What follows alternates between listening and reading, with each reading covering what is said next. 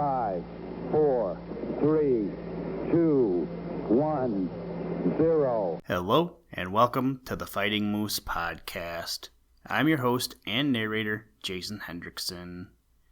This is a podcast where I retell stories, some fictional and some historical, that can be enjoyed by people of all ages. Last week, it was pretty exciting because I bought my first motorcycle. I've been wanting one pretty much since high school, and I finally got to buy one. So John and I have been riding around the neighborhood in our little biker gang and enjoying some time on the bikes. His is a mini bike.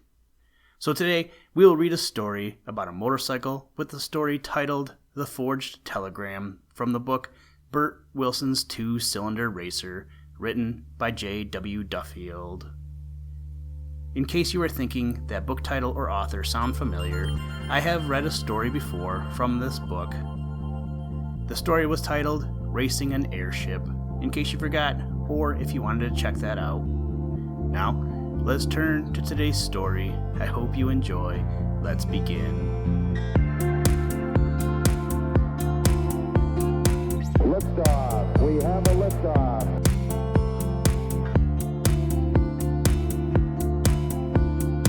We choose to go to the moon in this decade and do the other things, not because they are easy, but because they are hard.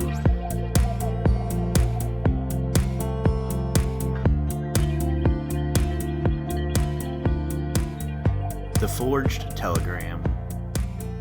Bert's stay in Louisville was brief, and all the more so because neither Tom nor Dick was there to meet him as they had planned. Bert took it for granted that something out of the ordinary had happened, however, and bore his disappointment as philosophically as he could. No doubt they have been delayed, he thought, and will meet me in the next town. That will be a spur to me to go faster so that I can see them sooner. He had a refreshing sleep and was up early, resolved to make a profitable day of it. After he had eaten breakfast, he paid his bill and was just going out the door when the clerk stopped him. "Just a minute, sir," he said. "Here's a telegram for you. I almost forgot to give it to you." "When did it come?" asked Bert, as he took the yellow envelope and prepared to open it. "Oh, just about an hour ago," replied the clerk. "No bad news, I hope." This question was occasioned, no doubt, by the expression of Bert's face. "Come quick," the telegram read.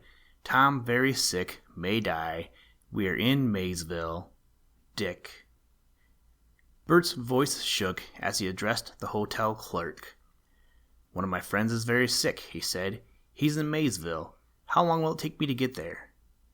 "Well, it's a matter of close on 200 miles, replied the clerk in a sympathetic voice.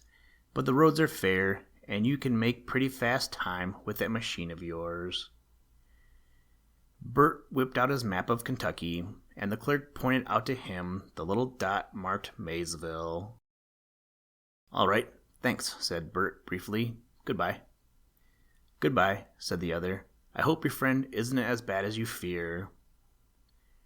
But before he finished speaking, Bert was on the blue streak and was flying down the street. In a moment, his mind had grasped every angle of the catastrophe.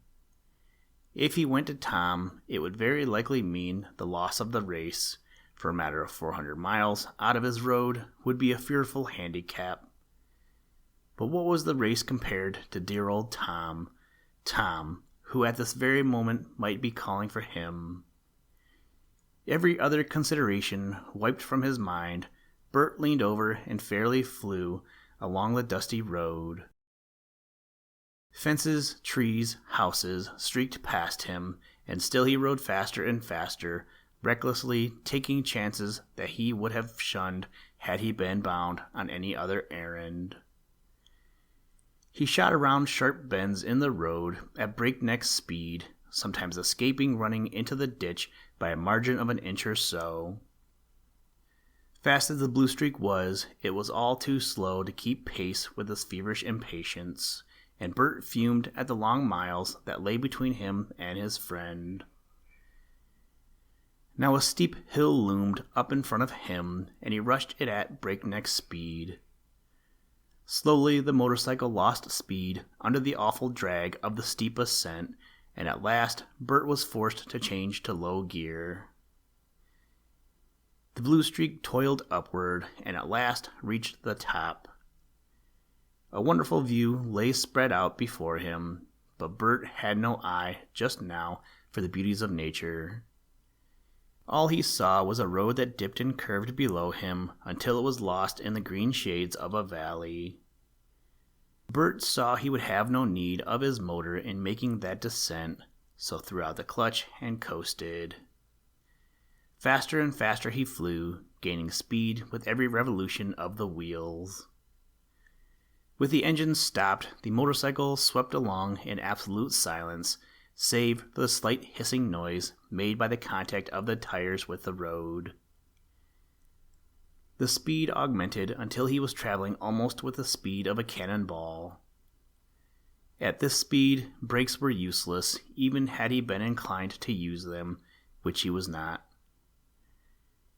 2/3 of the way down, he flashed past a wagon that was negotiating the descent with one wheel chained, so steep was it.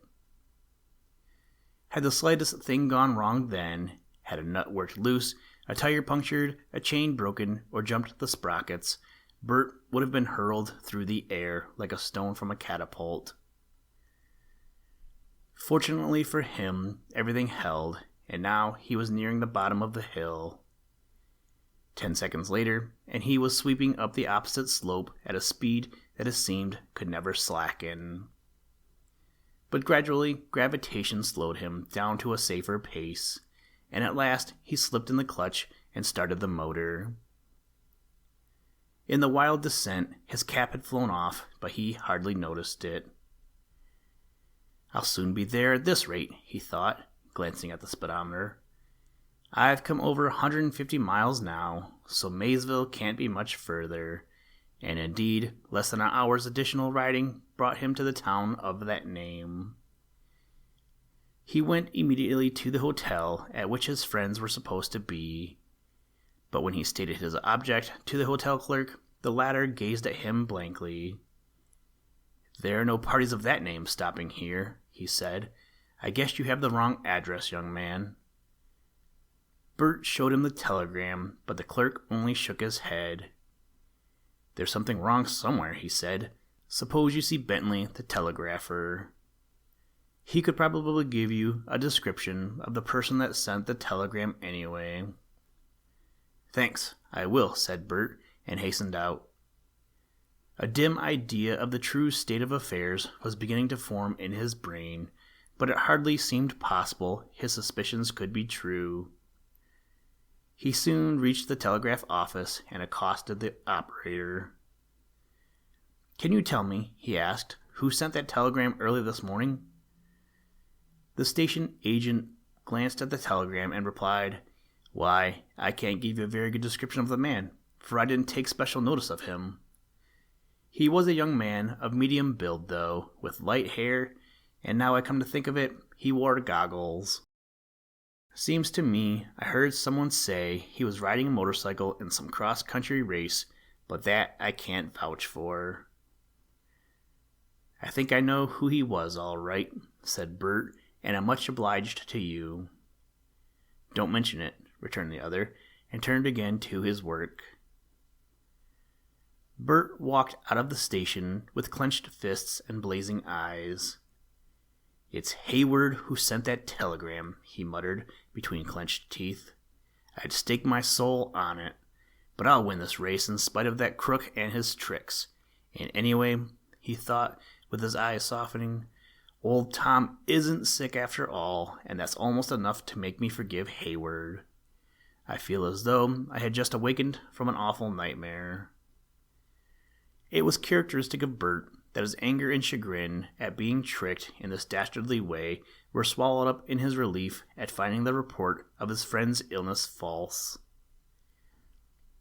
Bert consulted his map and found that by taking a different route than that by which he had come, he could save quite some distance and started out again after filling the Blue Streak's tanks with oil and gasoline with a grim resolve to have revenge for the despicable trick that had been played on him by snatching from Hayward the prize that he was willing to stoop to such depths to gain. Uphill and down he flew, around curves, over bridges that shook and rattled at the impact of racing man and machine. Steadily the mileage indicator slipped around as league after league rolled backward, and Bert exulted as he watched it. "We'll make it ahead of everybody else or die in the attempt, won't we, old fellow?" he said, apostrophizing the blue streak. "Nobody's going to play a trick like that on us and get away with it, are they?" Only once on the return trip did he stop, and then only long enough to snatch a little food. Then he was off again like the wind, and as dusk began to fall, rode into Louisville. As he entered the hotel, after leaving his machine in a garage, Dick and Tom swooped down upon him. "What's up?" they demanded, both in the same breath. "Who sent that telegram, do you know?" "I think I know," replied Bert. "I haven't a doubt in the world that it was sent by Hayward. You remember that we heard he was more or less crooked, and now we know it." "I wish I could lay my hands on him," exclaimed Dick with flashing eyes. "I'd make him regret the day he was born. Just you wait till the next time I come across him, that's all." "If I see him first, there won't be anything left for you," said Tom. "Of all the dirty, underhanded tricks I ever heard of, that is the limit."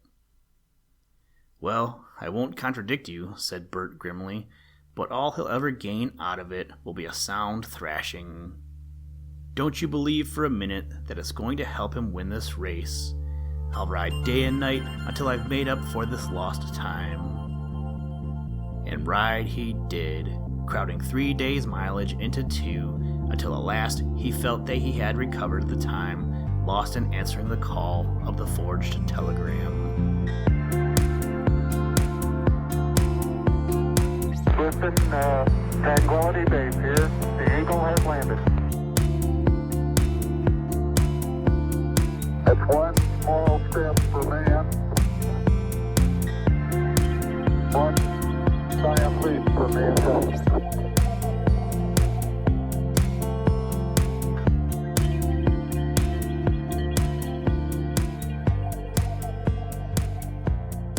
Thank you for listening to this episode of the Fighting Moose podcast.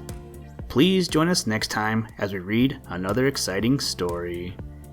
Today's music was provided by the artist Analog by Nature, and the audio clips were provided from NASA. For more information to download and or listen to audio or materials from all our recordings, or to contact us, please visit www.thefightingmoose.com, or you can follow the links in the show notes. If you enjoy the podcast, please leave us a review wherever you get your podcast or on iTunes, and tell a friend. Thank you for your patronage, and as always, try and do a random act of kindness every day. Mission complete, Houston. After serving the world for over 30 years, the space shuttle turned its place in history and has come to a final stop.